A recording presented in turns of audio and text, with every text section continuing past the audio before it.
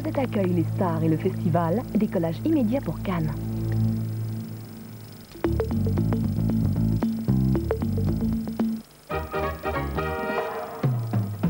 Bar Pépito, c'est nouveau, bar gourmand Pépito, c'est dans la poche Pépito. Aïe Pépito! C'est Bella.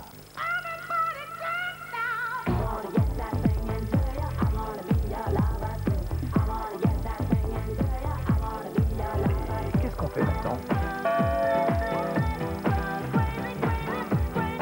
Tous les Tube Clubs sont sur Dance Club avec Skyrock. Ça pour mieux les bretelles. Découvrez un nouveau frisson, léger, frais. Bounty bar glacé, crème glacée, noix de coco, chocolat. Try a little tenderness. Bounty bar glacé, goûtez le paradis.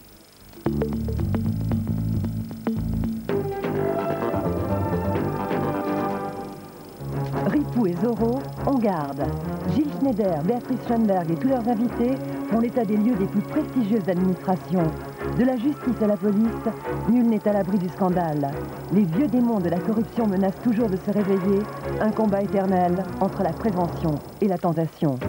Mercredi 22h20, Histoire vraie, le débat, les Ripoux et les Zorros de l'administration.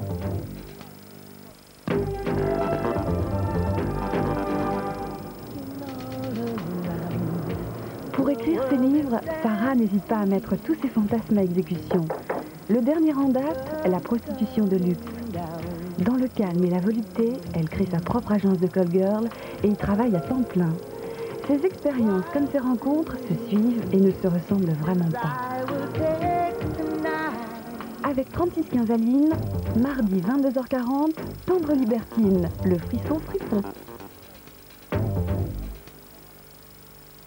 I love the love of you. Bergasol, star du bronzage, vous présente Bruit de Cannes.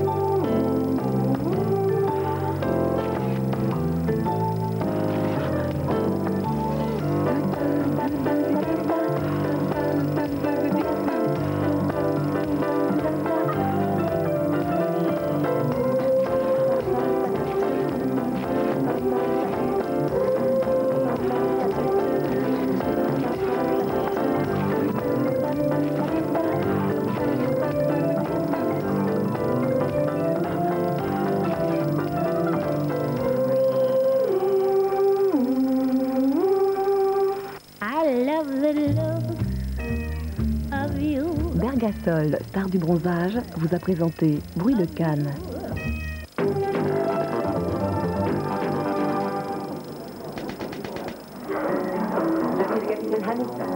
Quand on est flic et femme dans l'un des pires quartiers de Los Angeles, il vaut mieux croire à sa chance. Ici, ce sont les truands et les ripoux qui font la loi. Faites attention à vous. On peut tuer un capitaine. Et tu dois faire confiance à mon entraînement et à mon instinct. Je sais me battre. Si on la trouve, je veux le savoir aussi. Dans la rue, chaque nuit, la femme flic met en jeu ce qu'elle a de plus précieux. Pour jouer les Zorros, il faut avoir le cœur bien accroché. Histoire vraie, mercredi 20h50, un quartier d'enfer, suivi d'un débat, les Ripoux et les Zorros de l'administration.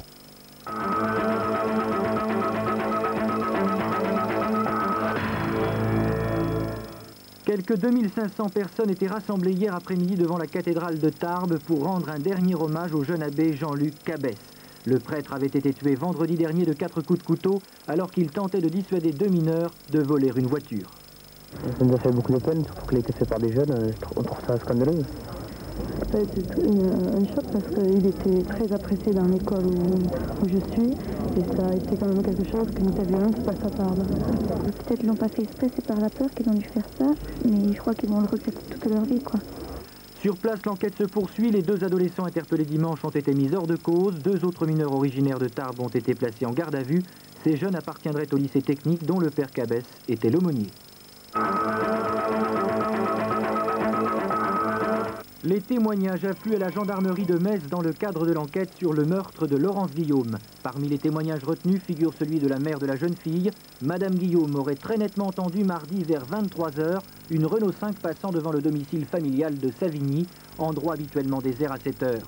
Par ailleurs, les gendarmes continuent de passer au peigne fin tous les villages alentours. Les enquêteurs sont en effet persuadés que la collégienne de 14 ans a été tuée par quelqu'un résidant dans les parages. Usagers parisiens des transports en commun, attention, le service sera très perturbé aujourd'hui sur l'ensemble du réseau SNCF. La CGT et le syndicat autonome des agents de conduite ont décidé de se mettre en grève jusqu'à jeudi 8 h pour la défense des retraites et des rémunérations. Tous les gens sont intéressés par les problèmes de la retraite. Ceux qui y sont actuellement et ceux qui demain risquent d'avoir une plus mauvaise retraite qu'il n'y a maintenant. Alors les cheminots se défendent, ils ont raison. Ils veulent défendre leur pouvoir d'achat. Eh bien, qui peut leur reprocher cela ? Au programme des réjouissances, un train de banlieue sur 2 sur les gares de Paris-Lyon, Saint-Lazare et Montparnasse, et un service très perturbé avec un train sur 4 pour les gares de Paris-Est et Paris-Nord, ainsi que sur la ligne C du RER. Les interconnexions avec la RATP sont également suspendues. Quelques perturbations sur les grandes lignes, à l'exception du TGV. Jean-Paul II au sanctuaire de Fatima, dernière étape de sa visite au Portugal. Avec près d'1 million de fidèles, le pape a remercié la Vierge de lui avoir sauvé la vie lors de l'attentat place Saint-Pierre le 13 mai 81, il y a tout juste 10 ans. 13 mai, c'est aussi l'anniversaire de l'apparition de la Vierge à 3 jeunes bergers en 1917. À cette occasion, le souverain pontife a rencontré la seule survivante des 3 enfants, sœur Lucia, une carmélite de 84 ans qui vit recluse au couvent. Cette religieuse n'a jamais rien dit sur le message de la Vierge, les fameux secrets de Fatima. On connaît les 2 premiers qui prédisaient la Seconde Guerre mondiale. Le 3e ne pouvait être publié qu'à partir de 1960, mais le pape, seul dépositaire des secrets, ne l'a jamais révélé. Avant de regagner le Vatican hier soir, le Saint-Père a appelé les Européens à bâtir une nouvelle société sur les cendres de l'athéisme.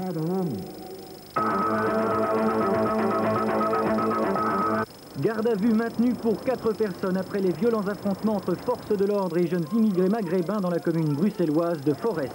Selon un porte-parole du parquet de Bruxelles, les autres personnes interpellées dimanche soir, 204 en tout, ont été remises en liberté. Les dégâts de 3 nuits d'émeute sont estimés à plusieurs millions de francs belges. Des véhicules de police, des voitures particulières, des cabines téléphoniques ont été détruits ou endommagés. Ce même porte-parole qui a requis l'anonymat a affirmé que des activistes d'extrême droite et d'extrême gauche s'étaient mêlés aux casseurs.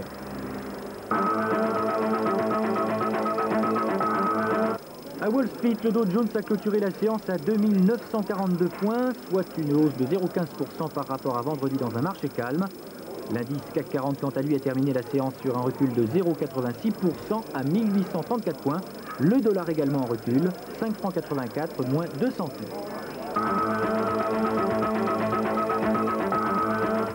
Le projet de conférence de paix au Proche-Orient, Américains et Soviétiques se disent d'accord sur les grandes lignes. Un haut degré de compréhension mutuelle, selon la formule d'Alexandre Besmernik.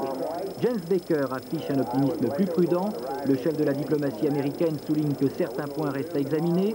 Monsieur Baker a cité parmi les obstacles la position de la Syrie en désaccord avec Israël concernant la composition et la compétence d'une telle conférence, ainsi que la question de la représentation palestinienne. L'État hébreu a réaffirmé par l'intermédiaire de son Premier ministre Yitzhak Shamir qu'il n'échangerait jamais le territoire d'Israéliens contre une garantie de paix.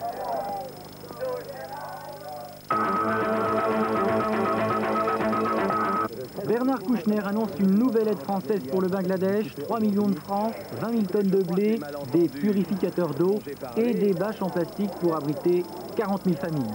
De leur côté, les premiers soldats américains dépêchés par George Bush sont arrivés hier à Dhaka. Mission préparer le terrain pour les 5000 Marines attendus dans le courant de la semaine au Bangladesh.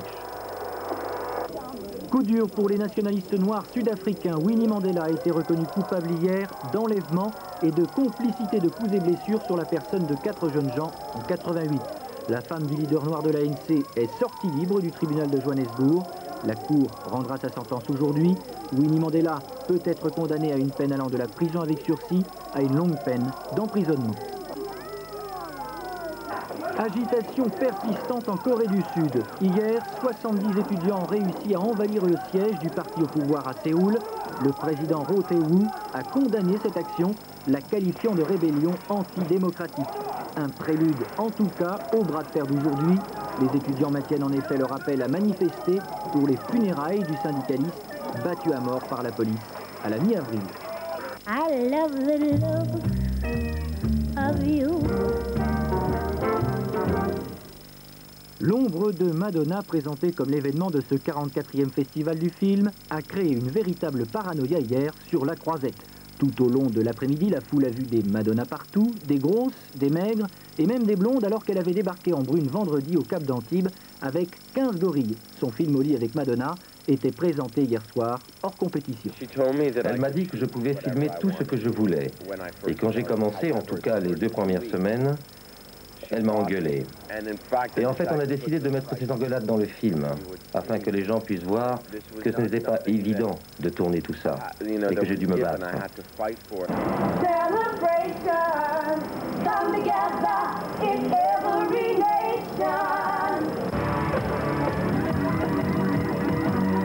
I love the love of you. Fin de cette édition, je vous retrouve dans le courant de la nuit prochaine. Passez une excellente nuit sur la 5.